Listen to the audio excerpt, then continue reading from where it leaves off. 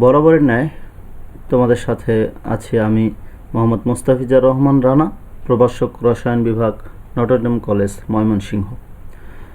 তো আজকে যে বিষয়টি নিয়ে আমি আলোচনা করব সেটি আমি মুখে না বলে তোমাদেরকে কিছু ছবি দেখানোর চেষ্টা করছি, যাতে তোমরা নিজেরাই বুঝতে পারো যে আমরা আসলে কোন টপিকস নিয়ে আলোচনা করব।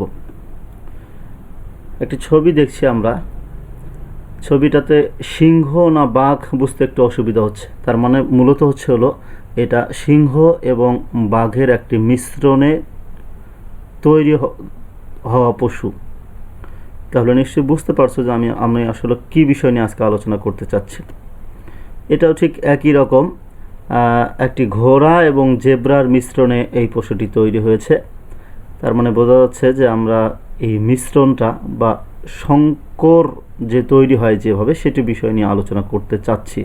আরও কিছু ছবি দেখি আমরা। এটা বেগুন, তবে নর্মাল বেগুন না, যেটাকে আমরা হাইব্রিড বেগুন বলি। আরও একটি ছবি আমরা দেখি, শেষ ছবি, এটা টমেটো, এবং এটিও নর্মাল টমেটো না, এটিও আসলে হাইব্রিড টমেটো।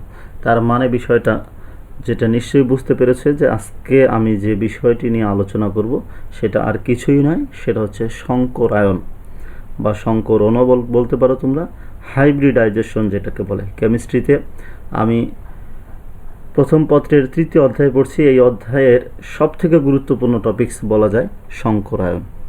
তাহলে আমার আজকের শিক্ষণফল, একটি মাত্র শিক্ষণফল আমার আজকে, সেটি হচ্ছে হাইব্রিডাইজেশন বা অরবিটালের সংকরণ সম্পর্কে প্রাথমিক ধারণা লাভ।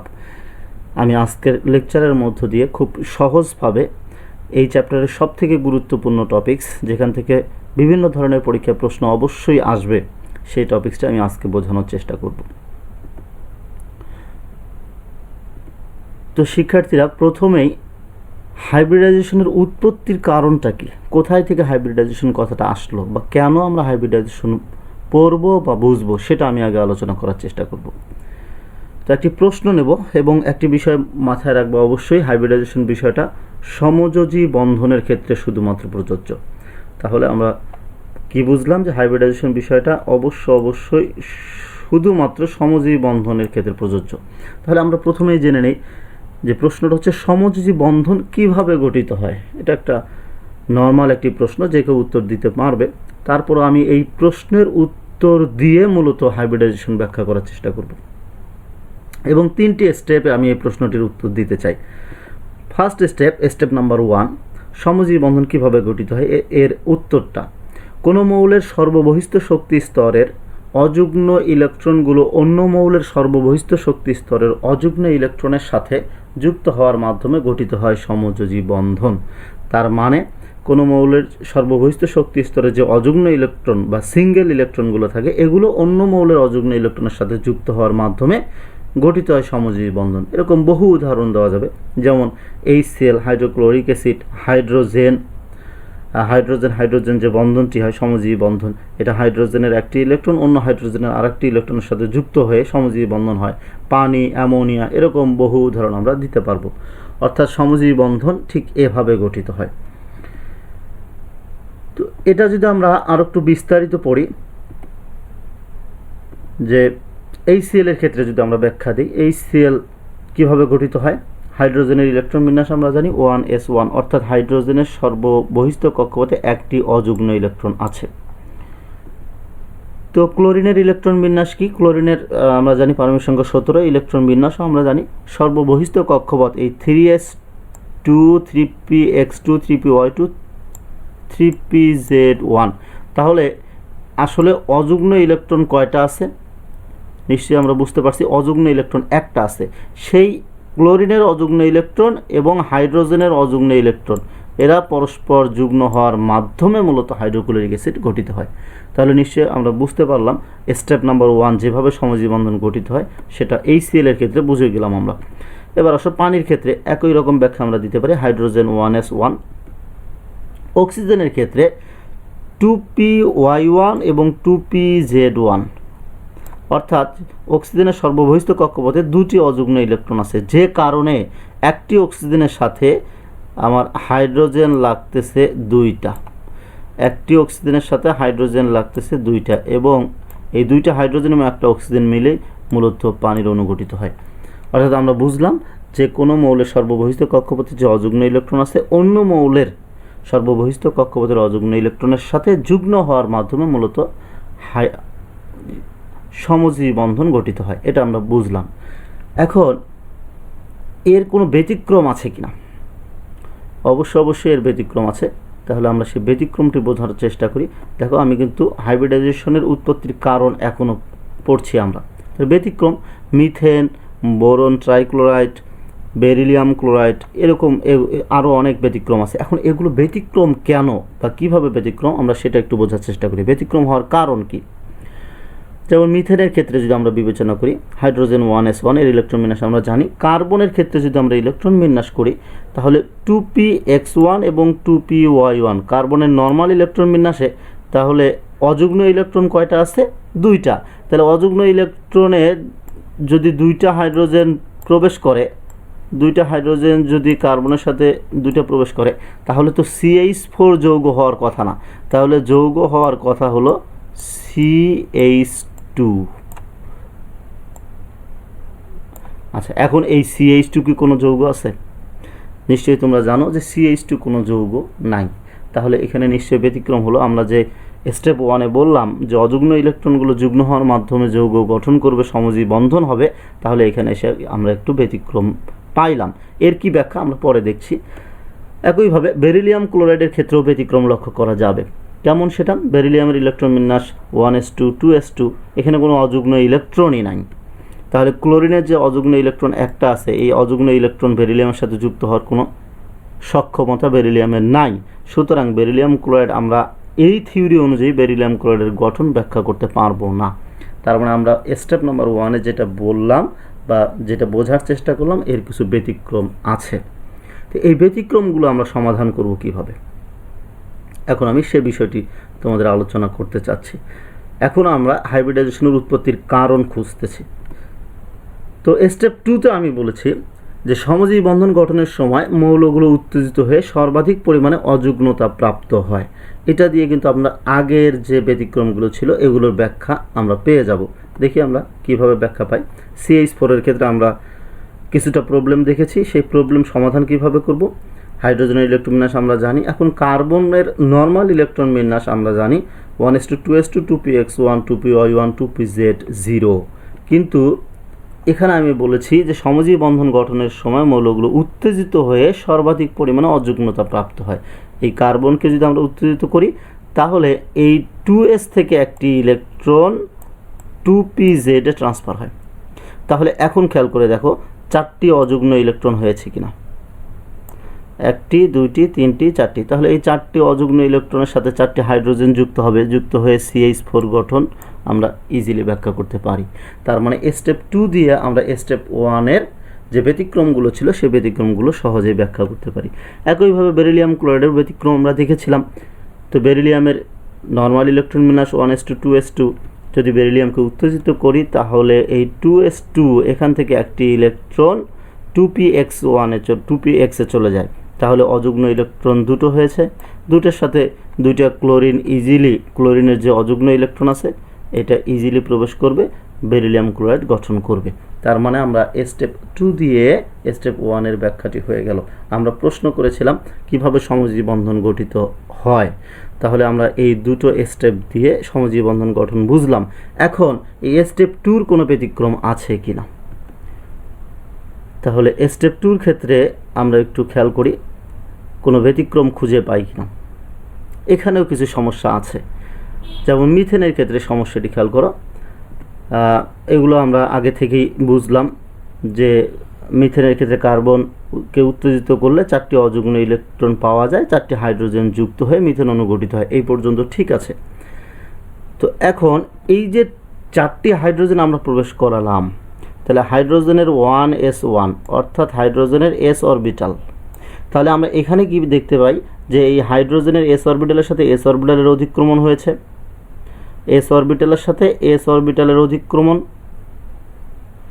আর বাকি তিনটার ক্ষেত্রে s অরবিটালের সাথে p অরবিটাল, s এর সাথে p, s এর সাথে p।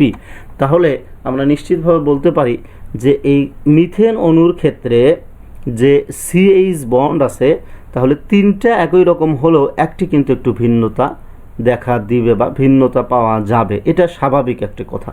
কিন্তু আমরা যখন মিথেন অণুর গঠন দেখি, স্ট্রাকচার অফ মিথেন, এটা হচ্ছে কার্বন, বাকি চারটা হচ্ছিল হাইড্রোজেন। এখানে দেখো প্রত্যেকটি বন্ধন কোণ অর্থাৎ HCH প্রত্যেকটি বন্ধন কোণ 109 ডিগ্রি 28 মিনিট অথবা 109.5 ডিগ্রি এরকম, এবং বন্ড লেংথ বন্ধন দূরত্ব প্রত্যেকটি কার্বন থেকে হাইড্রোজেন প্রত্যেকটি 1.113 অ্যাংস্ট্রম। তাহলে প্রত্যেকটি বন্ধন দৈর্ঘ্য সমান, প্রত্যেকটি বন্ধন কোণ সমান। এটা কিভাবে সম্ভব? এখানে তো আমরা একটু খেয়াল করলাম যে একটি এসের সাথে এসের অধিক্রমণ হয়েছে, বাকি তিনটির ক্ষেত্রে পির সাথে এসের অধিক্রমণ হয়েছে। তাহলে এই বন্ধনটি একটু হলেও পার্থক্য থাকা উচিত ছিল, কিন্তু পার্থক্য হলো না কেন? এইটাই হলো মূলত এর ব্যাখ্যাটাই হলো হাইব্রিডাইজেশন। এটি বললাম যে স্টেপ বাই স্টেপ দিয়ে আমি হাইব্রিডাইজেশন বোঝাবো। তাহলে মূল কথাটা হচ্ছিল এই এস এবং এস এর অধিক্রমণ পির সাথে এস এভাবে অধিক্রমণ হয়নি, বন্ধন এভাবে গঠিত হয়নি। তাহলে বন্ধন কিভাবে গঠিত হয়েছে, এইটাই হাইব্রিডাইজেশন। একটু পরে আমি সংজ্ঞা সহ ব্যাখ্যা দেবো। মূলত এখানে যে ঘটনাটি ঘটেছে, এই একটি এস এবং তিনটি পি অরবিটাল পরস্পর আগে নিজেরা সংমিশ্রিত হয়েছে। একটি এস এবং তিনটি পি অরবিটাল পরস্পর নিজেরা সংমিশ্রিত হয়ে 4টি sp3 হাইব্রিড অরবিটাল তৈরি করেছে। সেই 4টি sp3 হাইব্রিড অরবিটাল আলাদাভাবে হাইড্রোজেনের সাথে যুক্ত হয়েছে। তার মানে হচ্ছিল এখানে হাইড্রোজেনের এস অরবিটাল এসের সাথে যুক্ত হয়নি, sp3 সাথে যুক্ত হয়েছে। এই হাইড্রোজেনের এস অরবিটাল sp3 সাথে যুক্ত হয়েছে। তাহলে sp3s তো এই অধিক্রমণ যখন হয়েছে তখন প্রত্যেকটি বন্ধন দৈর্ঘ্য এবং বন্ধন কোণ সেম হবে। এইটাই স্বাভাবিক এবং এইটাই মূলত হাইব্রিডাইজেশন। সেটা আমি স্টেপ 3তে বলেছি। স্টেপ 3তে আমি বলেছি হাইব্রিডাইজেশন বা অরবিটালের সংকরণ। তাহলে এই হাইব্রিডাইজেশনের উৎপত্তির কারণ আমি পড়াচ্ছিলাম। তাহলে প্রথমে আমরা দেখলাম যে স্টেপ 1-এ কোনো মৌলের সর্ববহিস্থ কক্ষপথে যে অযুগ্ম ইলেকট্রনগুলো ছিল সেগুলো যুগ্ম হওয়ার মাধ্যমে সমজীবী বন্ধন গঠিত হয়েছে। স্টেপ 2তে দেখলাম সমজীবী বন্ধন গঠনের সময় মৌলগুলো উত্তেজিত হয়ে সর্বাধিক পরিমাণে অযুগ্মতা প্রাপ্ত হয়। তারপরেও যখন আমি সমজীবী বন্ধন ব্যাখ্যা করতে পারলাম না, কিছু পার্থক্য দেখা দিল, তার সমাধান হলো হাইব্রিডাইজেশন বা অরবিটালের সংকরণ। এই হাইব্রিডাইজেশন বা অরবিটালের সংকরণ দিয়ে আমরা মূলত সমজীবী বন্ধন এর পূর্ণাঙ্গ ব্যাখ্যা দিতে পারবো। সংজ্ঞাটি কি খেয়াল করো, যে প্রক্রিয়ায় কোনো পরমাণুর সর্ববহিস্থ শক্তি স্তরের সমশক্তি বা প্রায় সমশক্তি সম্পন্ন একাধিক অরবিটালগুলো পরস্পর সংমিশ্রিত হয়ে একই শক্তি সম্পন্ন সমান সংখ্যক একই আকৃতির নতুন অরবিটাল তৈরি করে তাকে সংকরণ বা হাইব্রিডাইজেশন বলে। সংজ্ঞাটি তোমাদের কাছে বড় মনে হতে পারে, কিন্তু সংজ্ঞাটি কিন্তু একেবারে সহজ। আমরা বলছি এটা একটা প্রক্রিয়া। কি প্রক্রিয়া?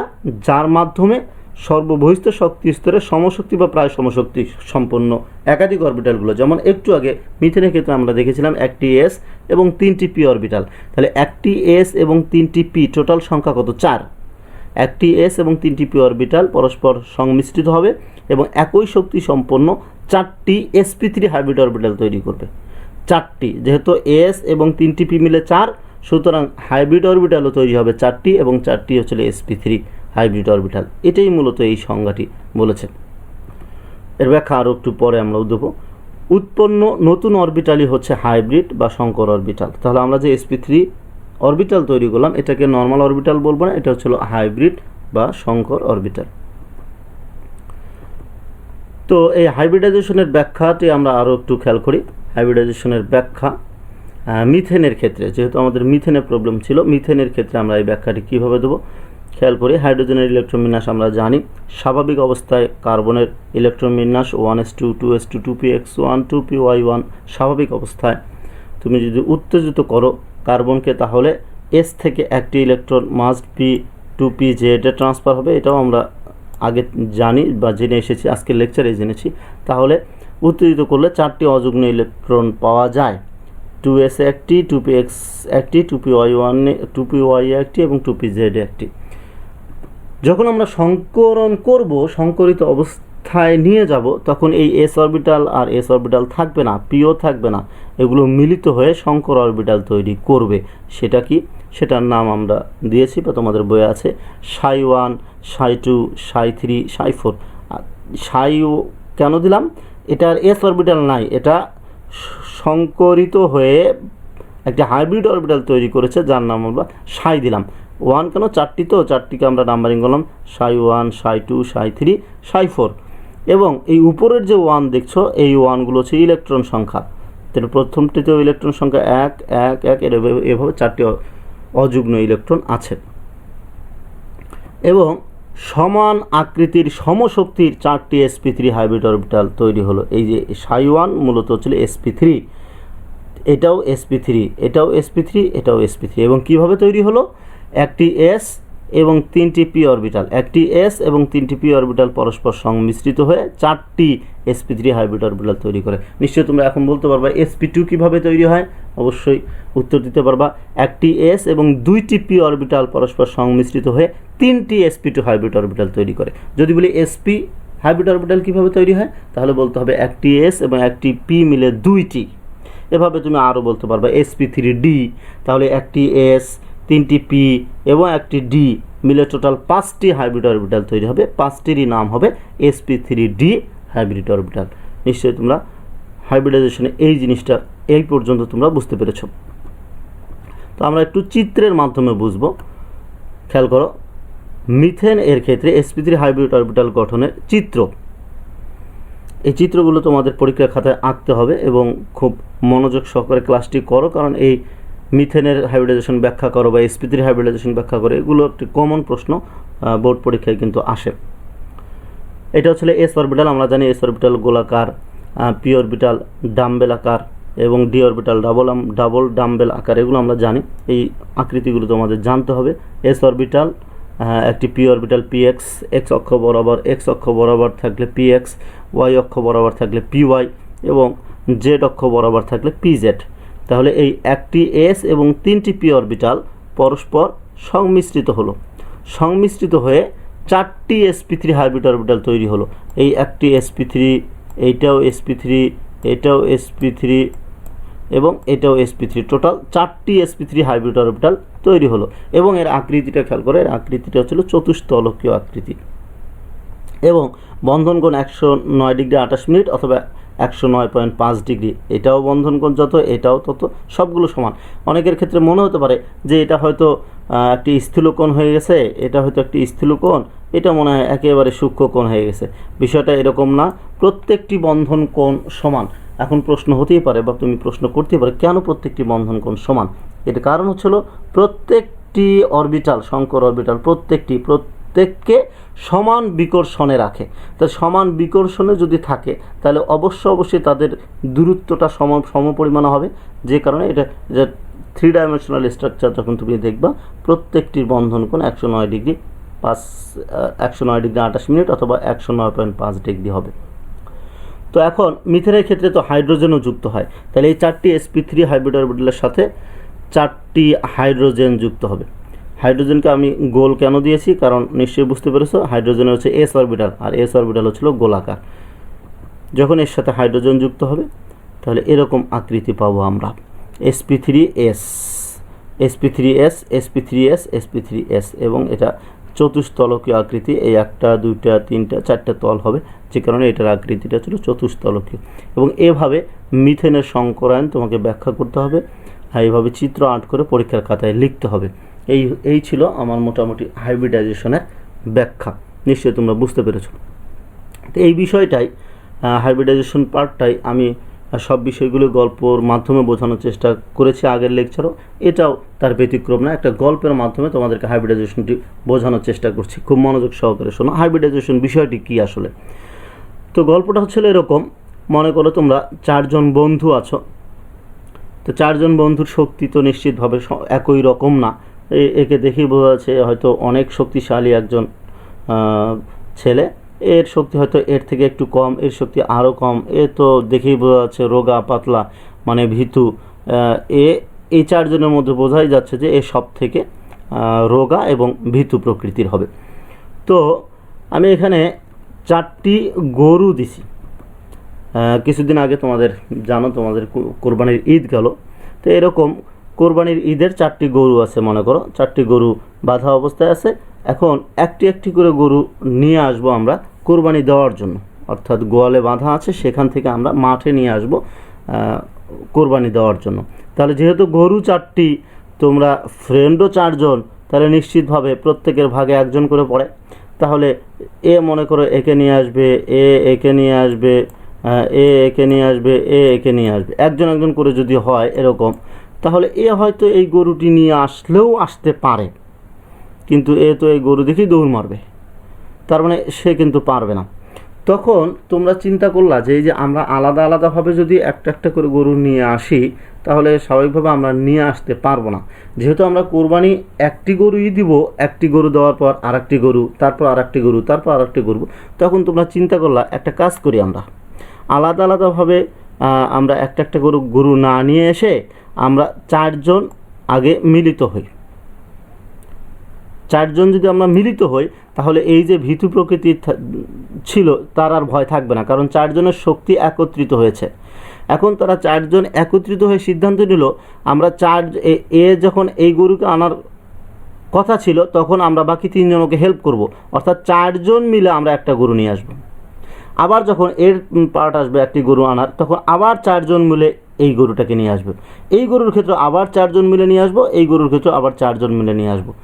এই বিষয়টাই হলো হাইব্রিডাইজেশন। যেটা একা একা করার কথা ছিল, সেটা একা একা না করে আলাদাভাবেই করবে, তবে সম্মিলিতভাবে করবে। মিথেনেরটার সাথে এই গল্পটি মিলিয়ে নাও, একেবারে হুবহু মিলে যাবে। কীরকম? কার্বনের ক্ষেত্রে 2s1 2px1 2py1 2pz1, তা আমরা বলেছিলাম 2s1 এর সাথে হাইড্রোজেন যুক্ত হয় নাই। কীভাবে যুক্ত হয়েছে? একটি এই 2s1 s এবং 3টি p মিলে 4টি sp3 হাইব্রিড অরবিটাল তৈরি করেছিল।